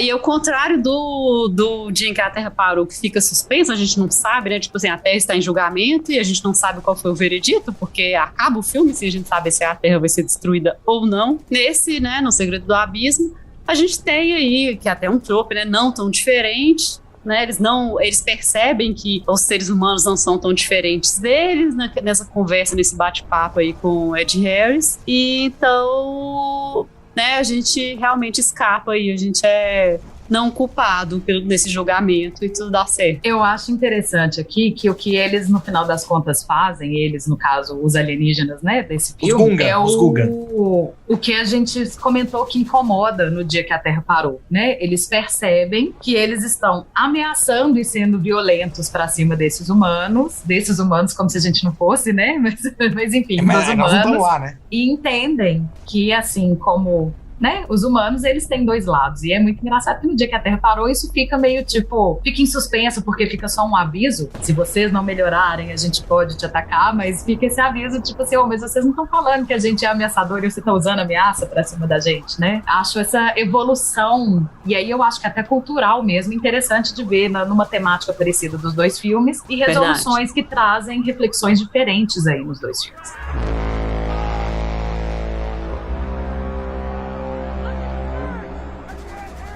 Ai, gente, aí a gente pulou 20 anos. 20 e a gente anos é assim, aqui não tem lógica. Essa lista, essa de hoje de Alien, não tem lógica, não. Não tem lógica no tempo. Mas a gente já fez esses pulos no tempo outras vezes. Não, tá aqui, por exemplo, teve uma lógica. A gente pensou até em trazer vários filmes do Spielberg, por exemplo, que a gente descobriu que ele gosta de Alien, né? Tem Guerra dos Mundos, tem o ET, tem o Contatos Imediatos de Terceiro Grau, que a gente pensou em trazer e tal. Então tem, sim, uma lógicazinha que a gente trouxe aqui pra fechar, né, nossa lista, o Distrito 9. Fala aí, Madu, com seu inglês super chique. É um District 9. Agora você mandou bem, tu. Isso! Aprendi, até que 20 anos passaram, né? Deu tempo. Você tá observando os ingleses, americanos. Desde 89 que eu tô prestando atenção. Não é? Aí perdeu. Distrito 9, de 2009, tudo 9 esse filme, é do Neil Blomkamp. Uma nave parou em cima de Johannesburg e estragada, teoricamente, e um monte de alienígena desceu pra Terra, 20 anos se passaram, e isso virou uma comunidade alien cercada, onde tudo de ruim e de errado vive dentro daquela comunidade. É tipo prostituição, sexo entre espécies, tipo traficante de arma, nego que trafica comida de gato, tem de tudo lá dentro. E a população tá insatisfeita, o governo resolve mudar o lugar daquele assentamento e para isso é chamada uma grande iniciativa para, tipo, obrigar as pessoas a se mudarem. Os aliens, né? Os aliens se mudarem, isso. A coisa não dá muito certo, começa quase com uma guerra civil ali dentro, e quem era o encarregado dessa ação é o Vicus Vandermeer, que é o Charlton Copley. E numa dessas batidas, ele entra em contato com um líquido alienígena e ele começa a se sentir mal e ele descobre que ele está virando um simbionte, ele começa a se tornar um alien. E quando isso acontece, o governo, o Estado, sei lá, consegue pegar ele e fazer testes nele, descobre que ele consegue manusear as armas alienígenas. E aí ele vira pessoa de interesse número 1 do governo. Mas ele consegue fugir, ele volta para o Distrito 9 e a única pessoa que ajuda ele é um alien, onde existe uma troca de favores, onde ele promete ajudar o alien voltar para a nave dele para eles poderem ir embora, o que dá a entender que os caras estão querendo ir embora dali, mas não tem como, e o alien fala que em 20 anos ele só conseguiu juntar a gasolina suficiente para chegar até a nave, mas ainda não conseguia resolver, mas ele gastaria 3 anos para conseguir resolver o problema e reverter o processo de mutação que o Vicus está sofrendo. E aí a história gira em torno disso, do embate político, onde o governo quer recuperar o Vicus e quer levar ele de volta para dominar a tecnologia alienígena. Ele só quer voltar para a mulher dele que ele ama, e o alien quer voltar para casa e defender o filho. E aí tem um embate, uma guerra civil, e o filme é bem divertido e rapidinho. Importante falar que até o momento que ele vira o alien é bem The Office, assim, né? O tipo de humor. Aquelas coisas que são absurdo do absurdo e que você fala, meu Deus do céu, é um pouco de vergonha alheia, né? 70% do filme, na verdade, parece que é um documentário, né? Tipo, a pegada do filme é bem documental, assim, durante todo o tempo. Mockumentary, inclusive, né? a única falha que eu vejo no filme, assim, uma coisa que realmente me incomoda, é ele não sustentar essa coisa da linguagem de ser um documentário o tempo inteiro e ficar oscilando entre a parte documentária e a parte não documentária. Se ele conseguisse sustentar, eu acho que daria um caldo mais interessante, assim, numa linguagem mais, um conceito mais coeso, né? Ele não explica, ele simplesmente, assim, o começo dele é todo meio documentário, né? Aí, de repente, passa a primeira cena, eu pelo menos estranhei, falei, uai, gente, cadê as câmeras, cadê o documentário? Aí depois, assim, você acaba acostumando, mas eles nem dão uma desculpa, sabe? Tipo, encontramos isso aqui, mas sei lá. O ter uma desculpa não me incomoda, porque eu acho que essa coisa do documentário foi bem quando ela surgiu, assim, né? E era uma linguagem típica da época e, sei lá, você tá acompanhando a, entre aspas, ONU indo fazer uma ação, né, e tal, mas uma desculpa pra gente, sabe? De por que eu tô vendo um trem que é metade documentário e metade não é. Mas aí tá, não ter uma desculpa não é o que me incomoda, né? Você não tem essa desculpa em coisas tipo Modern Family. Aliás, não faz o menor sentido no Modern Family naqueles momentos de ter uma câmera ali na família, né? Aquilo é completamente lúdico. E eu acho aceitável. Mas eu acho uma pena não sustentar aquilo o tempo inteiro. Não é, né? Manter isso. Não conseguiram achar a saída para que o roteiro se sustente no ser um documentário, tipo Bruxa de Blair. Em teoria, a gente tem ali o vestígio da filmagem o tempo inteiro. A gente não sai disso na Bruxa de Blair. Mas eu acho um filme bem bom. Também gosto. Eu também gosto muito. Era o que eu ia falar. Eu acho um filmão. E eu acho que essa coisa do documentário que lembra The Office no começo vai muito em problematizar. Ele usa, né, a linguagem para dar uma crítica nesse cara branco que tem aquele trabalho porque o sogro dele é o bambam, ele é quase o mas Scott, ele mesmo né? Então ele faz toda uma crítica, né? Ele usa aquilo pra fazer toda uma crítica àquele sistemão. É bem legal. É legal mesmo. Não, e é curioso como, assim, você fica até ali metade do filme odiando aquele Vicus, né? Aquele cara babaca, que é, assim, meio odiando ao mesmo tempo tendo aquela vergonha alheia, né? Porque ele é bobão, assim. Porque ele é quase digno de pena, né, coitado?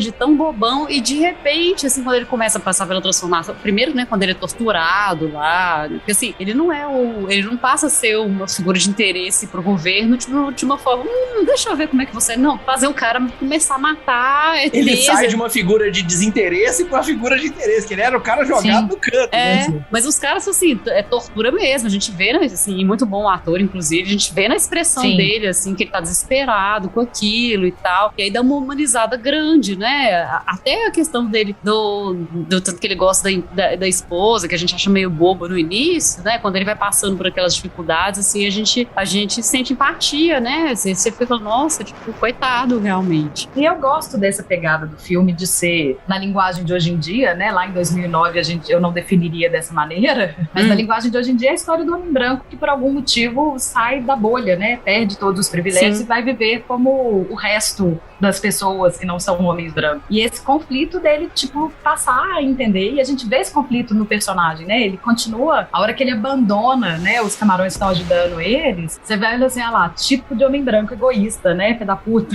Mas depois ele volta, porque ele vai entendendo, né, o sair da bolha e passar aí por uma transformação e tal. E acho muito interessante um filme que vem, né, eu acho que principalmente lá em 2009 a gente não tinha muita referência desse cinema que por mais que seja uma produção, se eu não me engano aqui, a produção em si é americana, né? Tem dinheiro norte-americano na produção do filme, mas a gente tá falando de um diretor, de atores e de um cenário na África, né? É bem legal isso do filme também. Aquela favela é um dos problemas reais. Sim. Tem um trope aqui que é o...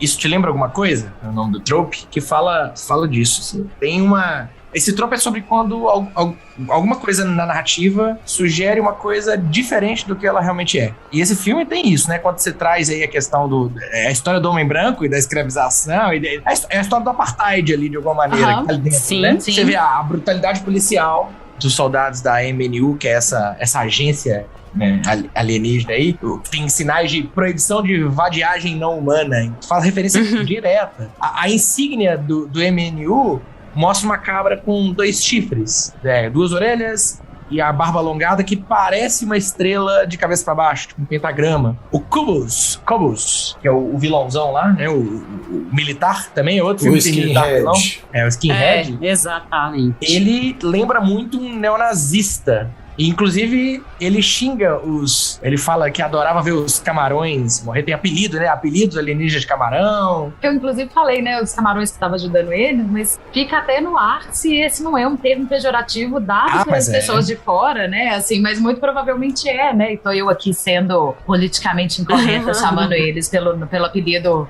feio. Cobus, ele tem sotaque inglês, né?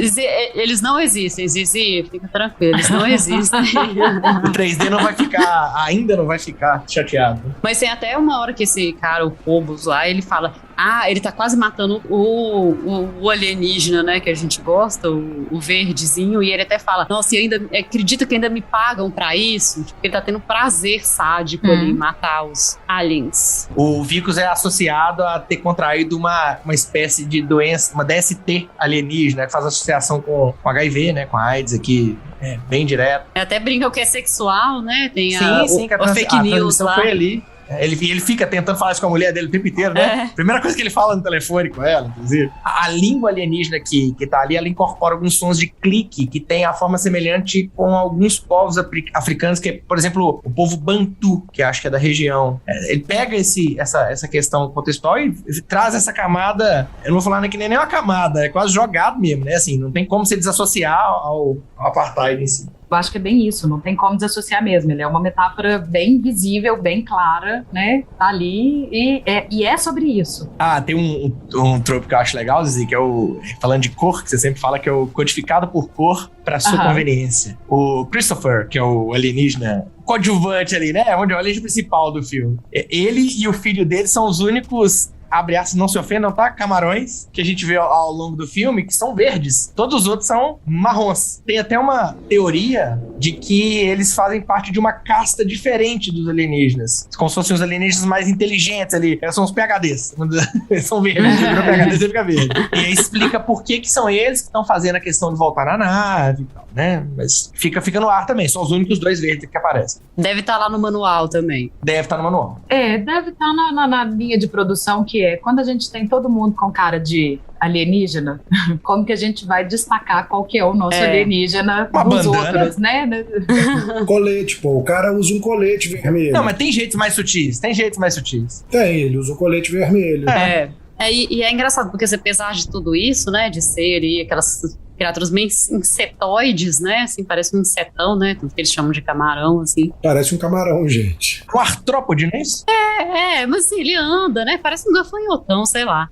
Mas apesar disso, eles não têm aquele sangue alienígena, né? Que é um trope, igual a gente tava falando aí do Predador, né? Que a gente tava falando. E nesse, eles têm sangue igual o nosso, vermelho. Eles explodem, sai sangue toda, deixando as cenas, inclusive, mais chocantes. Inclusive na câmera, né? Tem aquela ideia do sangue que vem na câmera numa cena. Sim, verdade.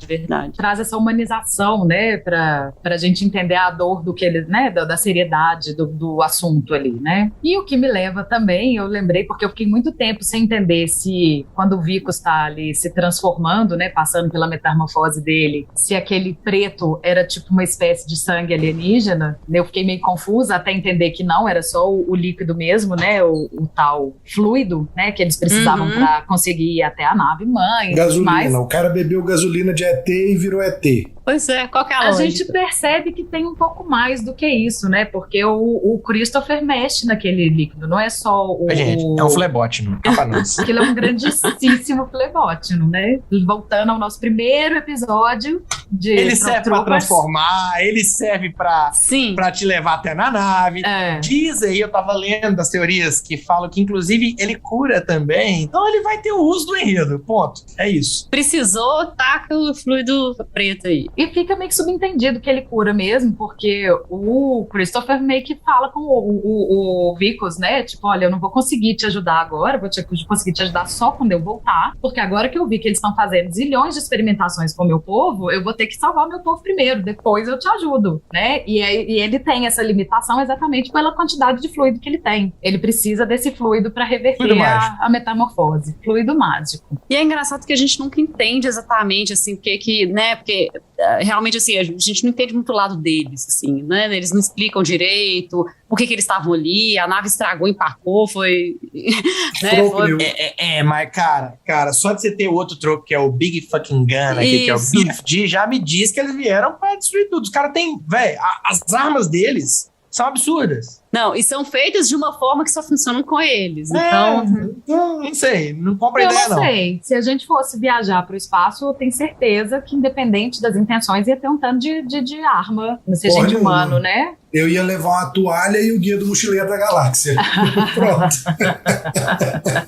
E uma florzinha pra plantar. Você, Eros, ia assim, você é fã de Predador, ia assim.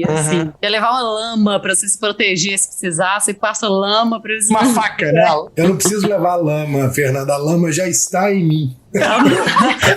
Senhor, meu Deus.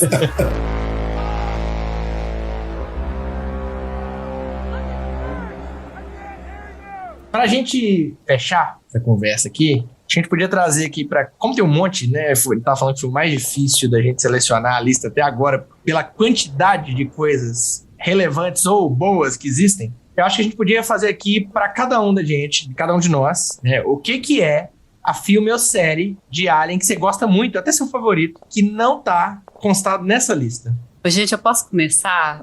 Kai, depois põe a musiquinha aí. Põe a musiquinha, Kai, põe a musiquinha. Você já sabe o que é, a gente já sabe. A gente já sabe. Alguém tem dúvidas do que a Fê vai falar? Gente, Arquivo X foi uma coisa na minha vida. E assim, a gente, né, não tem como falar, a gente até pensa mesmo, já vem a musiquinha, né, da Arquivo X quando você fala em ET, em Alien, em disco voador e tal, assim, é muito influente. É assim, eu não insisti pra gente colocar, né, porque assim, a gente tá falando de filmes, assim, eu poderia forçar um pouco a barra, mas assim, são 10 temporadas com tipo 20 episódios. Então... Tenta um big fucking no, né?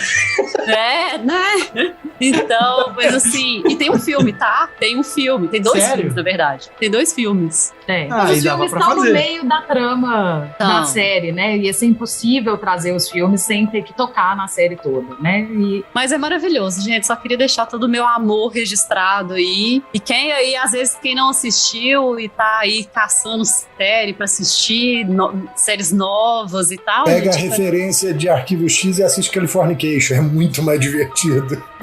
Não. Muito omisse, preguiça. Vai ver Arquivo X. Eu tenho uma dica, porque eu não assisti Arquivo X na época, eu assisti, deve ter uns 5 anos, 6 anos, e realmente, num primeiro momento, as séries daquela época tinham 24 episódios por temporada, e é muita encheção de linguiça no meio de uma trama principal que é muito legal. Mas você acha na internet os episódios da trama principal, e eu juro que, eventualmente, eu chutei o balde e fui assistir só esses da trama principal, eu juro que faz sentido, você não vai ficar perdido no que tá acontecendo. Arquivo X tirando os fillers, é essa a dica. Exatamente, é essa a dica, porque a série é muito maravilhosa. Fê, você é fã. Você é Não, fã, eu adianta. sei, mas é uma coisa, eu até tava comentando com vocês outros dias, que eu sinto falta nas séries de hoje, que não são tão episódicas, né? Que é sempre uma história, assim, que vai se desenrolando. E assim, claro que tem muitos episódios que são bobos, né, no meio, mas tem alguns, aí eu posso te passar a lista, se você quiser um dia. Não, tem uns episódios desses que são muito legais. Exatamente, tem alguns diferentes, tem alguns que são meio comédia, tem um que é totalmente preto e branco, e tem uma coisa com homenagem a Cher muito louco, sabe? Então, assim, eu acho que quando tinha as séries, né, tinham mais episódios,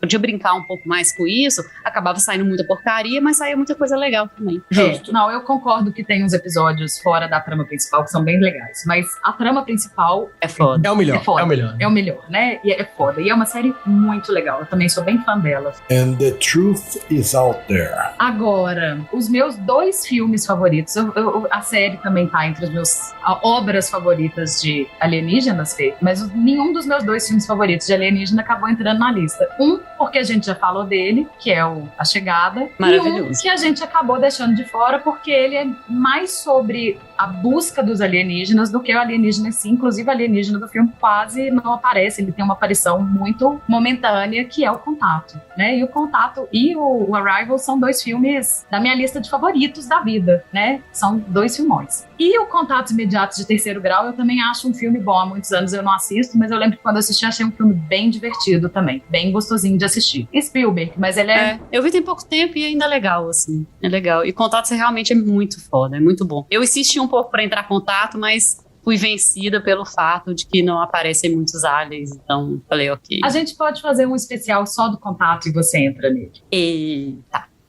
Que eu acho que vale. Contato A gente faz contato Cara, com você. Contato é filmão. Dá umas piadas ruins, né, Madu? Promessa é dívida, hein, Zizi? Uai, gente, mas tá tranquilo. A gente fazer um episódio de Contato suave. Vou adorar. Suave na nave, né? É tipo, eu me lembro de ter assistido Contato, mas eu não me lembro do filme. Eu já assisti também, mas... Gente, ele é um filme sensacional. É. Sensacional. Sou muito fã do filme. Bom, assim, meus filmes favoritos, acho que Arrivals, acho que é um dos meus filmes favoritos, assim. O filme é muito, muito foda, realmente. Agora, pra cornetar essa parada aqui, né? Alfio é teimoso, gente. Coisa mais linda que passava na Globo. Caralho. Ai, eu tinha super esquecido do Alf. É teimoso, melhor O é trocadilho, né? teimoso, né? Eu ia falar do Arrival também, mas Zizi já falou. Ia falar do Rick and Morty também, mas a gente já falou pra caramba. Eu queria deixar uma série que eu tô assistindo a última temporada, acabou de sair. É uma série de desenho, chama Final Space. Eu só achando, assim, bem próximo de Rick and Morty, no sentido de humor e de qualidade de entrega. E é um filme de espaço, de alienígena, e que tem essa pegada de humor meio absurdo. Muito bom. Legal. Vou te falar que você me surpreendeu, hein, Madu? Por quê? Que eu esperava que viesse Star Wars. Cara, extraterrestre, não posso falar de Star Wars, nem terra tem naquele negócio. Não tem ser extra do que, né? Não existe a Terra. Extra né? Nabu. Eu lembrei aqui agora um que vale a pena ser citado só por ser brasileiro. A Princesa Mônica e o Robô, gente. Era um dos meus filmes favoritos quando eu era criança. Eu também amava Né? a Princesa Mônica. e o Robô. Nossa senhora, amava Eu esse também filme. amava. Quando a gente é criança, a gente vê 1000 vezes, né? Então Aham. tem 1000 vezes. Eu tenho vontade de ver ele de novo. O Marciano é um filme de extraterrestre? O Marciano? Não assisti? Perdido em Marte, Perdido em Marte. Perdido em Marte. Perdido em Marte é ótimo. Mas não é filme de marciano. Não tem De- um de- alien. Ele não é extraterrestre. Ele é um O alien extraterrestre. é ele, né? Ele Ele é é um o extraterrestre alien. naquele mundo. Ele é um extraterrestre. Não, extraterrestre não é, porque ele é da Terra. Ele não tá na Terra. Você acabou de falar que Star Wars não podia porque não tem Terra. Ali também Documentário de Marte, onde já tem simples pessoas que nasceram em Marte. É extraterrestre? Ele não é um ET, ele é um alienígena. Naquele mundo, ele é um alienígena. Ok, Quer dizer, ele não é um ok, ET. tudo bem. Então ele entra. Mas eu não diria que ele entra. Agora, esse é um que eu recomendo o livro, viu, gente? O filme é muito gostoso, mas o livro é das coisas mais divertidas que eu O já vi livro na é vida. de doer a barriga, de doer De do tanto livro rir, e né? você ler numa sentada. É É fantástico. mesmo? Eu, Que legal. Nossa, eu tive Fantástico. crises de riso do livro lendo. E foi tipo isso, eu li em 3 dias. Passava mal também. Eu deixo a recomendação do livro do Contato também, que eu li há pouco tempo e é muito bom. É muito bom também. Ai, que legal. Não leiam o livro, assistam filmes. E temos aí Homens de Preto, temos Marte Ataca, tem muito filme, né, de ET bom. Superman. Superman é um super alien, gente. Agora, o Marte Ataca tem a melhor resolução de todas, É bom né? demais. A melhor maneira de se matar ETs que já se viu na vida é o Marte Ataca. Adoro. E a gente pode lembrar da pior, né, que é Sinais, que era um filme muito legal até o final. Quando que verdade. Sinais acaba? Eu não lembro do final de Sinais.